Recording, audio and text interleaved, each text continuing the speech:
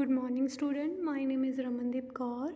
ये लेक्चर है आपका कंपनी लॉ का। आज हम अपने इस लेक्चर में जो हमने टॉपिक स्टार्ट किया हुआ है मेमोरेंडम ऑफ एसोसिएशन, उसका जो नेक्स्ट टॉपिक है वो हम करेंगे alteration in clauses of memorandum of association. कल हमने मेमोरेंडम ऑफ एसोसिएशन का मीनिंग, पर्पस, इम्पोर्टेंस और जो कंटेंट था वो कर लिया था कि कौन कौन से क्लॉजेस आते हैं मेमोरेंडम ऑफ एसोसिएशन के अंदर। आज हम देखेंगे कि अल्ट्रेशन कौन कौन सी कर सकते हैं, मीन्स कि हम कौन कौन से चेंजेस जो हैं वो कर सकते हैं मेमोरेंडम ऑफ एसोसिएशन में। ठीक है, तो मेमोरेंडम ऑफ एसोसिएशन एक फंडामेंटल डॉक्यूमेंट होता है कंपनी का। ठीक है, जिसमें कंपल्सरी क्लॉजेज होती हैं, जिसमें मैंने कल आपको बताई थी नेम क्लॉज होती है, ऑब्जेक्ट, लाइबिलिटी, कैपिटल, एसोसिएशन। ठीक है, तो कंपनी क्या है कि अगर वो चाहे तो ठीक है, जो सेक्शन 13 है कंपनीज एक्ट का वो प्रोवाइड करता है। ठीक है, ये प्रोविज़न कि कंपनी अपनी जो भी प्रोविज़न्स हैं जो मेमोरेंडम ऑफ एसोसिएशन में होती हैं उनको क्या है अल्टर कर सकती है, चेंज कर सकती है। ठीक है जी, अपने मेंबर के अप्रूवल के साथ और एक स्पेशल रेजोल्यूशन जो है वो पास कर। ठीक है, तो देखते हैं कि कौन कौन सी अल्ट्रेशंस है जो मेमोरेंडम ऑफ एसोसिएशन में की जा सकती हैं। ठीक है, तो फर्स्ट वन है अल्ट्रेशन ऑफ नेम क्लॉज। ठीक है, कंपनी जो है वो नीचे लिखे तरीकों के साथ जो है वो अपना नेम जो है वो चेंज कर सकती है। ठीक है, फर्स्ट है change of name by a special resolution. ठीक है, अकॉर्डिंग टू सेक्शन 13 सबसेक्शन 2 जो कंपनी है, the name of the company जो है वो चेंज हो सकता है किसी भी टाइम पर, बट क्या करना पड़ेगा, एक स्पेशल रेजोल्यूशन जो है उसको पास करना पड़ेगा जनरल मीटिंग जब होती है कंपनी की, और सेंट्रल गवर्नमेंट का राइटिंग में अप्रूवल लेकर हम कंपनी का नेम जो है वो चेंज कर सकते हैं। ठीक है, और चेंज अगर कुछ ना डिलीट करना हो नेम में या कुछ ऐड करना हो, जैसे प्राइवेट वर्ड आपने ऐड करना है, अगर आपकी पब्लिक कंपनी जो है प्राइवेट में कन्वर्ट होगी, जहाँ आपकी प्राइवेट कंपनी पब्लिक में होगी तो आपको प्राइवेट हटाना पड़ेगा। ठीक है, तो उसके लिए आपको सेंट्रल गवर्नमेंट के अप्रूवल की ज़रूरत नहीं होती, राइट। तो बी पार्ट क्या है, change of name by ordinary resolution. ठीक है, तो सेक्शन 16 सबसेक्शन 1 है वो क्या प्रोवाइड करता है कि अगर लगे कि गवर्नमेंट को लगे कि जो एग्जिस्टिंग कंपनी है उनका जो नाम है वो किसी एग्जिस्टिंग कंपनी के साथ, जो न्यू कंपनी खुली है उसका एग्जिस्टिंग कंपनी के साथ जो है वो मैच कर रहा है, तो जो सेंट्रल गवर्नमेंट जो है वो कंपनी को डायरेक्ट करेगी कि वो अपना नेम जो है वो 3 मंथ के अंदर अंदर चेंज कर लें, एक ऑर्डिनरी रेजोल्यूशन पास करके, और उनको कहती है कि 3 मंथ के अंदर अंदर अपना जो है चेंज कर सकते हैं।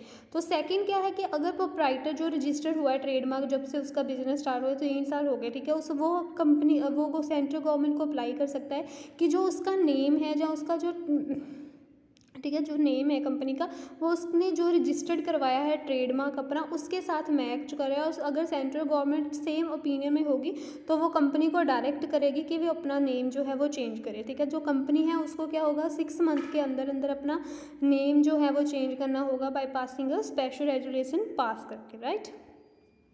नेक्स्ट है no change of name allowed, कि कुछ केसेस में ऐसा भी होता है कि आप नेम चेंज नहीं कर सकते। ठीक है, जो रूल 29 है कंपनीज रूल्स 2014 जो है प्रोवाइड करता है कि कंपनी जो है उसको नेम अलाउड करने नहीं दिया जा सकता अगर उसने कोई डिफ़ॉल्ट किया है। ठीक है, अगर अपना नेम जो है एनुअल रिटर्न्स में, फाइनेंशियल स्टेटमेंट में है ना, कोई फाइलिंग जब उसने की हो तो उसमें कोई डिफ़ॉल्ट किया तो कंपनी जो है वो अपना नेम चेंज नहीं कर सकती, राइट। सेकेंड क्लॉज थी हमारी ऑफिस क्लॉज। ठीक है जी, अब हम देखते हैं कि अल्ट्रेशंस क्या हो सकती हैं। ठीक है जी, alteration in registered office clause. ठीक है, तो अल्ट्रेशन इसमें 3 टाइप्स की हो सकती है। एक तो change of registered office from one premises to other premises in the same city. Second है कि one city to another city जाना है बट स्टेट जो है वो सेम है। थर्ड क्या है, रजिस्टर्ड ऑफिस एक स्टेट से दूसरी स्टेट से चला गया। ठीक है, तो फर्स्ट को कैसे चेंज कर सकते हैं, change of registered office from one premises to another premises in same city. ठीक है, एक ही प्रीमिसेस है बट सेम सिटी सेम है। ठीक है, आप चेंज कर रहे हो एक जगह से दूसरी जगह जा रहे हो बट सिटी जो होगी आपकी सेम होगी। तो कंपनी जो ऐसे अपना रजिस्टर्ड ऑफिस कैसे चेंज कर सकती है, सेम सिटी में एक स्पेशल रेजोल्यूशन पास करके। ठीक है, नोटिस जो है चेंज रजिस्टर्ड ऑफिस का वो रजिस्ट्रार को फाइल करना होगा। 15 दिन जो भी है होंगे चेंज के, 15 दिन के अंदर अंदर उनको वो नोटिस जो है वो फाइल करना होगा। ठीक है। जो रजिस्टर फिर रजिस्ट्रार होगा वो इसको रिकॉर्ड करेगा अपने वहाँ पर, ठीक है, डॉक्यूमेंट्स में, ठीक है। तो सेकंड तो हमारा change of registered office from one city to another city within the same state, ठीक है। हम एक सिटी से दूसरी सिटी में जा रहे हैं बट हमारी स्टेट जो क्या है वो सेम है, तो वहाँ पर हम क्या करेंगे, स्पेशल रेजोल्यूशन पास करेंगे, ठीक है जी। शेयर होल्डर जो है वो अपना स्पेशल रेजोल्यूशन जनरल मीटिंग में पास करेंगे तो अपना ये चेंज करवा सकते हैं, ठीक है। तो थर्ड था हमारा change of registered office from one state to another, एक स्टेट से हम दूसरी स्टेट जा रहे हैं, ठीक है।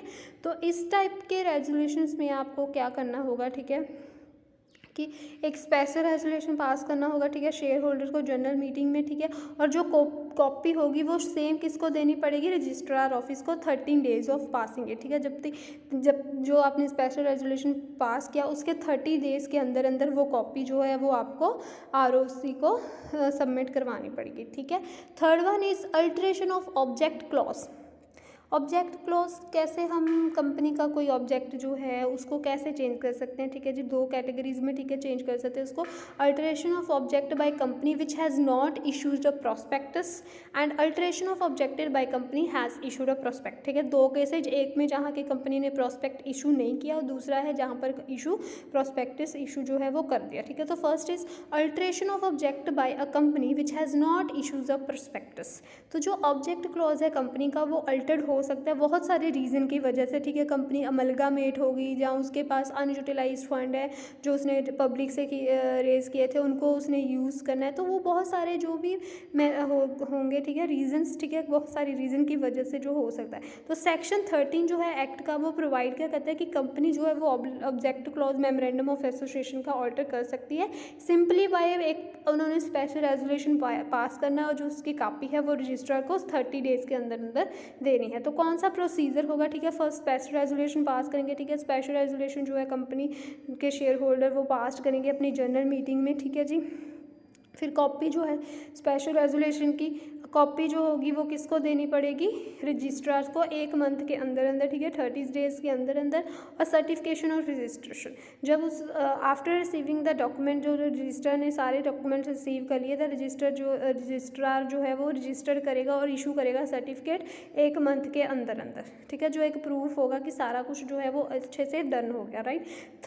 सेकेंड क्या था हमारे पास, alteration of object clause by company which has issued a prospectus, ठीक है। A company which has raise, जिसने मनी पब्लिक से रेज किया, ठीक है, प्रोस्पेक्ट के थ्रू है ना, उनके पास कुछ अनयूटिलाइज्ड अमाउंट हो गया मनी का तो रेज किया है, shall not change its object, ठीक है, अपना ऑब्जेक्ट नहीं चेंज कर सकती जब तक वो एक फॉलोइंग जो रिक्वायरमेंट है तब तक जब तक वो पूरी नहीं करती वो अपना जो है ऑब्जेक्ट नहीं चेंज कर सकती। तो फर्स्ट क्या उनको करना पड़ेगा, स्पेशल रेजोल्यूशन पास करना पड़ेगा, ठीक है जी। जब तक वो स्पेशल रेजोल्यूशन पास नहीं कर सकती वो अपना जो ऑब्जेक्ट है वो चेंज नहीं कर सकती, इसलिए उनको एक स्पेशल रेजोल्यूशन अपनी जनरल मीटिंग में पास करना होगा।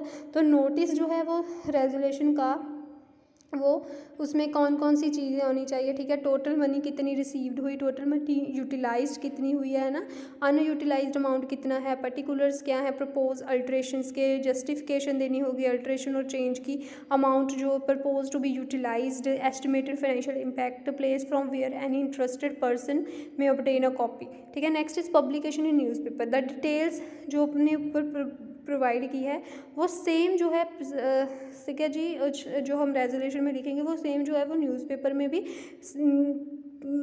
में भी पब्लिश करवानी पड़ेगी, which is in circulation at the place where the registered office of the company stated, ठीक है, वहाँ पर सर्कुलेट करना पड़ेगा जहाँ पर वो रजिस्टर्ड ऑफिस जो है, ठीक है। तो next is alteration in liability clause, ठीक है जी। लाइबिलिटी क्लॉज में आप अल्ट्रेशन कर सकते हो। लाइबिलिटी ऑफ मेंबर, ठीक है, जो लाइबिलिटी ऑफ मेंबर होती है कंपनी की वो इंक्रीज़ नहीं की जा सकती, ठीक है जी, जब तक मेंबर जो है वो अपनी कंसेंट राइटिंग में नहीं दे देते, ठीक है। बट अगर वो कंपनी जो कोई क्लब है, जो कोई एसोसिएशन है ना, वो अपने मेमोरेंडम में अल्टरेशन कर सकती हैं, ठीक है जी, जिसमें जहाँ पर क्या है कि जो जितनी हायर सब्सक्रिप्शन की ज़रूरत होगी तो मेंबर्स को वो पे करनी पड़ेगी, वो बाइंड हो जाती है उन पर कि उनको ये पे करना है। चाहे उन्होंने अपनी कंसेंट जो है वो दी है राइटिंग में या नहीं, बट अगर वो कंपनी क्लब है या एसोसिएशन है तब उनकी जो हायर सब्सक्रिप्शन पे है जो वो हायर हो जाता है, right. Second is liability of directors. The liability of director और मैनेजिंग डायरेक्टर और manager of a company can be made unlimited only. हम उसको अनलिमिटेड तभी कर सकते हैं अगर जो article of the company law उसको लॉ करता है, अगर स्पेशल रेजुलेशन जो पास्ट किया है, ठीक है, सेम, और उसकी कॉपी जो है रजिस्ट्रार को 30 दिन के अंदर अंदर दी गई है, और अगर बाकी जो पर्सनस है अपनी कंसेंट देते हैं राइटिंग के लिए, तभी जो है वो डायरेक्टर्स की लाइबिलिटी जो है वो अनलिमिटेड हो सकती है, right. Third is registration of an unlimited company as a limited company, ठीक है। इस केस में क्या है कि जो अनलिमिटेड कंपनी है वो अपने आप को री रजिस्टर्ड करवा सकती है एज अ लिमिटेड लाइबिलिटी, ठीक है। पहले वो थी अनलिमिटेड, अब वो अपने आप को अनलिमिटेड, अब अपने आप को वो लिमिटेड करवा सकती है, ठीक है। The share holder of the company can make their liability limited, ठीक है, वो अपनी लाइबिलिटी को लिमिटेड बना सकते हैं, ठीक है। Next is alteration in capital clause.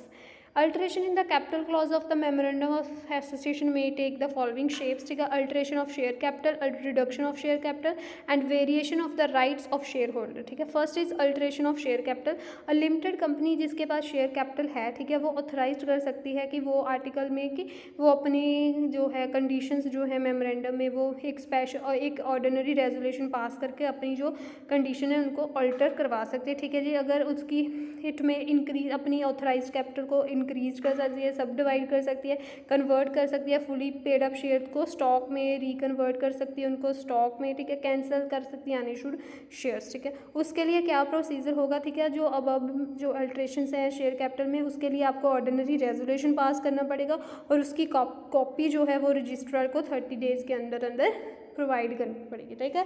Reduction of share capital, a company की ग्रोथ, एक्सपेंशन, रेपुटेशन और day to day working depend करती है कि उनके पास एबिलिटी है, उसके पास इतनी कैपिटल है, तो कैपिटल प्रोवाइड एक प्रोटेक्शन प्रोवाइड करती है जो इन्वेस्टर्स होते हैं, क्रेडिटर्स होते हैं, ठीक है। तो कंपनी लिमिटेड बाय शेयर, तो company limited by guarantee having a share capital अपनी जो शेयर कैपिटल है वो रिड्यूस कर सकती है फॉलोइंग प्रोसीजर, ठीक है। Next is C point is variation of the right of shareholder. If a company has issued different classes of share which enjoy different voting right, ठीक है, डिफरेंट उन्होंने शेयर्स इश्यूज़ किए हैं तो उनके पास डिफरेंट वोटिंग राइट हो सकते हैं, वो उनमें कोई भी चेंजेस करवा सकती है, ठीक है, एक शेयर में, ठीक है, ठीक है। तो वो कैसे करवा सकती है, स्पेशल रेजोल्यूशन पास करके, ठीक है, एक स्पेशल रेजोल्यूशन पास करना होगा, ठीक है, जो सेपरेट मीटिंग में शेयर होल्डर्स की, ठीक है, तो वो सेम उनको रजिस्ट्रार को फाइल करना पड़ेगा, ठीक है। तो क्लास ये था हमारा alteration of memorandum of association, ठीक है। अगर आपको किसी भी पॉइंट में कोई प्रॉब्लम लगेगी तो आप मेरे से कांटेक्ट करके पूछ लेना। Thank you class.